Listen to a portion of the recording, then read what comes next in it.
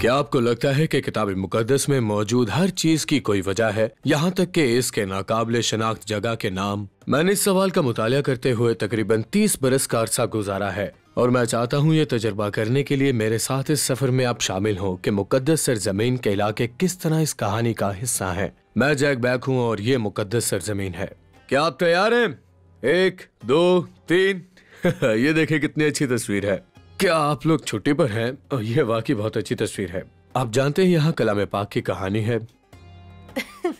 हजरत Samuel की पहली किताब 24 बाब हजरत दाऊद और साउल बादशाह की कहानी आपको याद है? जी हाँ जी। तो हजरत दाऊद साउल बादशाह से दूर भाग रहे थे और ऐसी जगह तलाश कर रहे थे जहाँ वो छुप सकें। तो वो यहाँ गार में फंस गए। हाँ जी, यहाँ गार है। मुझे जमीन और इसकी जगह की कहानियों के लिए अपनी मोहब्बत बांटना अच्छा लगता है। मैं 25 बरस से ज्यादा अरसे से इसराइल आ रहा हूँ और मैं बाकायदगी से ऐसे लोगों के पास जाता हूँ जो इनके आसपास रूनुमा होने वाली किताब मुकद्दस की कहानियों से बेखबर हैं। इस सरजमीन में बहुत से मकामात किताब मुकद्दस की बेहतर तफहीम देने में एक कलीदी किरदार अदा करते हैं। अब मैं फोटोग्राफ्स लेने और कदमों के निशानात छोड़ने के अलावा कुछ करने में यकीन नहीं रखता हूँ। ठीक है, तकरीबन कुछ भी नहीं। आमतौर पर बेयाबान की तारीफ लोगों से खाली जगह के तौर पर की जाती है, लेकिन जरा इसकी सहराई नखलिस्तान की तरफ आने वाले तमाम सियाहों को देखें। क्या आप लोगों को पानी चाहिए? नहीं शुक्रिया। मैंने अपनी पानी की बोतल को इस लंबी पहाड़ी के ऊपर से लात मारी। ये हवा में गई और 1-2 बार उछल गई और एक तरह से गायब हो गई और मैंने कोई आवाज भी नहीं सुनी। उस पर नजर रखनी चाहिए थी। ये देखना आसान है कि जब आप बहरे मुर्दार के मगरबी किनारे ऐन जदी कहलाने वाले मकाम के इस जवाहर पर क्यों जाते हैं। बादशाह साउल और हजरत दाऊद के जमाने में इस वादी में जंगली बकरियां लोगों से ज्यादा थीं और उनके दिन का बेशतर हिस्सा उमूदी चट्टानों पर गुजरता था। लेकिन वो मौसम बहार में पानी पीने के लिए नीचे आती और इस वजह से इस जगह को इब्रानी में जंगली बकरियों की बहार ऐन जदी कहा गया। बेयाबान में आमतौर पर पानी की कमी होती है। ऐन जदी इस लिहाज से मुनफरिद है। हजरत दाऊद और उनका छोटा गिरोह यहाँ पानी के लिए आया था और वो भी यहाँ से इस कुदरती किले की गारों के दरमियान छुप गए। साउल बादशाह और हजरत दाऊद की कहानी एक यहूदी बेयाबान की कहानी है और भला ये देखिए कि ये माहौलियाती निज़ाम दुश्मनी पर मबनी है। मेरा मतलब है वाकई इंसानी तजर्बे के खिलाफ है। यहाँ खाने की कमी है। इस जगह पर बहुत बहुत कम पानी है, वाकई में बहुत कम। ये एक ऐसी जगह है जहाँ का सफर नाकाबिले यकीन हद तक मुश्किल और खतरनाक है क्योंकि जमीन से दूरी और बड़े शिकारियों की वजह से। हजरत दाऊद यहाँ बाहर नहीं थे दोस्तों। हजरत दाऊद यहाँ इसलिए नहीं थे क्योंकि ये आसान था। हजरत दाऊद यहाँ इस जगह से बाहर थे क्योंकि ये मुश्किल था। ये उनके लिए साउल से फरार होने की जगह थी, जैसा कि साउल उनकी जान लेने की कोशिश कर रहा था। बेयाबानी बरसों से पहले हजरत दाऊद एक नौजवान चरवाहे थे जो अपने वालिद का रेवड़ चरा रहे थे। जब खुदा ताला ने हजरत सैमुअल को मसा करने के लिए भेजा, ये पेशन गोई करते हुए कि वो एक दिन बादशाह होंगे, हजरत दाऊद के जहन में उन ख्वाबों और ख्वाहिशात का तस्वुर करें जो पनप रही होंगी। बादज एक नौजवान चरवाहे होते हुए हजरत दाऊद सैमुअल की फौज के लिए खाना लाते। जब बनी इसराइलियों को फिलिस्तीनियों की जानिब से धमकियां मिली, हजरत दाऊद ने उससे लड़ने की पेशकश की, ये ऐलान करते हुए ये काफिर फिलिस्तीनी कौन है, कैसी हकीकी अल कय्यूम खुदा की फौजों का दिफा करने की इजाजत है। हजरत दाऊद के जरिए खुदा ताला ने उस दिन इसराइलियों को एक अजीम फतह दिलाई। साउल ने उस दिन से हजरत दाऊद पर हसद भरी नजर रखी, इस डर से कि यह चरवाहा लड़का उसको ताकत और बादशाही से महरूम कर देगा।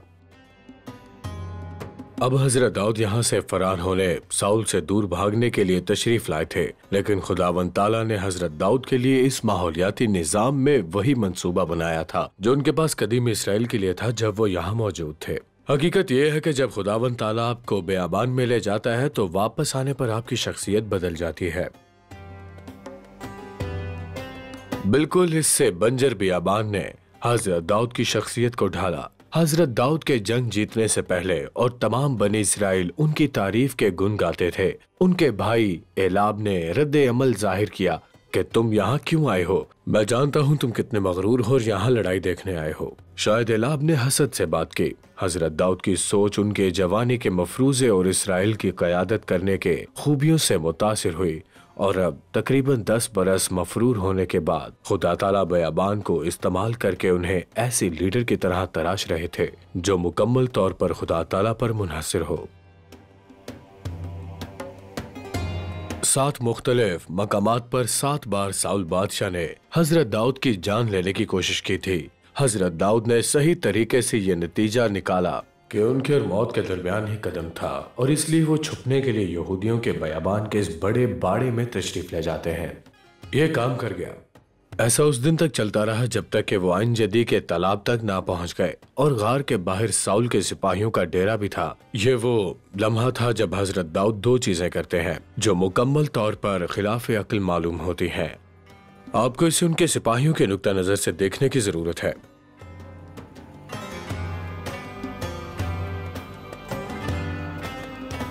उसके सिपाहियों को गार के अंदरूनी हिस्सों में वापस ले जाया गया। उनकी पुश्त दीवार के साथ लगी हुई थी।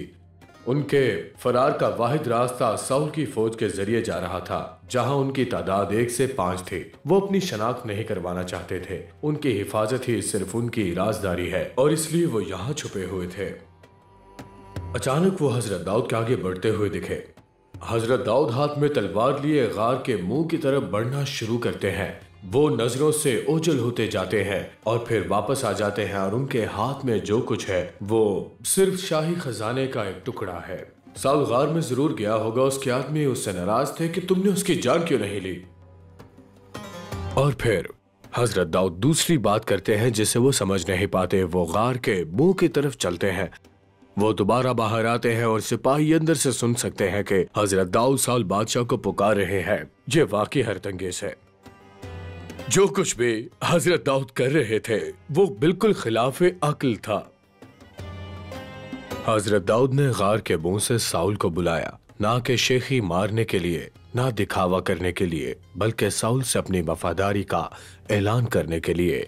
यहाँ तक कि उन्हें खुदावन ताला का मसा किया हुआ भी कहा। हजरत दाऊद ने अपने लिए खुदा ताला के मुस्तकबिल के वक्त पर भरोसा करना सीख लिया था।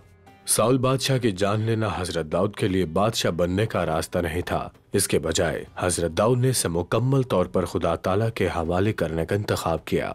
इससे कोई फर्क नहीं पड़ता था कि इसके नताज क्या होंगे और साउल का हजरत दाऊद के लिए क्या रद्द अमल था।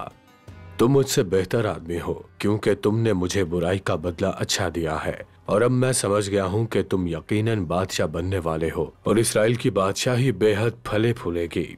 हजरत दाऊद का जवाब इतना आजिज़ाना और ताकतवर था कि उनके दुश्मन ने भी गौर किया।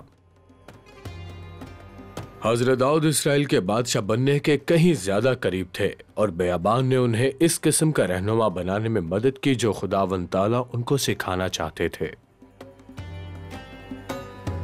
यह मुझे सिर्फ इस बात की याद दिलाता है कि बयाबान में मैंने कैसे मौसम गुजारे हैं या कैसे गुजारूंगा।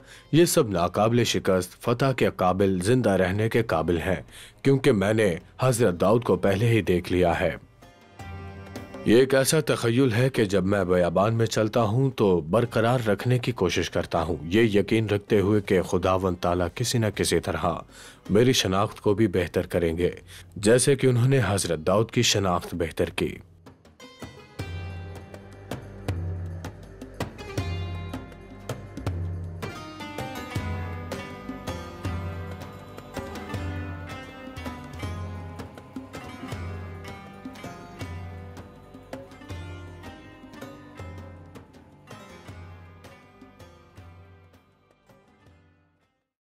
अजीज नाजरीन, इस वीडियो को देखने के बाद अगर आप इंजील शरीफ का मुफ्त नुस्खा हासिल करना चाहते हैं तो हमें अपना मुकम्मल पता बमा मोबाइल फोन के अरसाल कर दें। हम पूरी कोशिश करेंगे कि आप तक इंजील शरीफ का मुफ्त नुस्खा पहुंच जाए।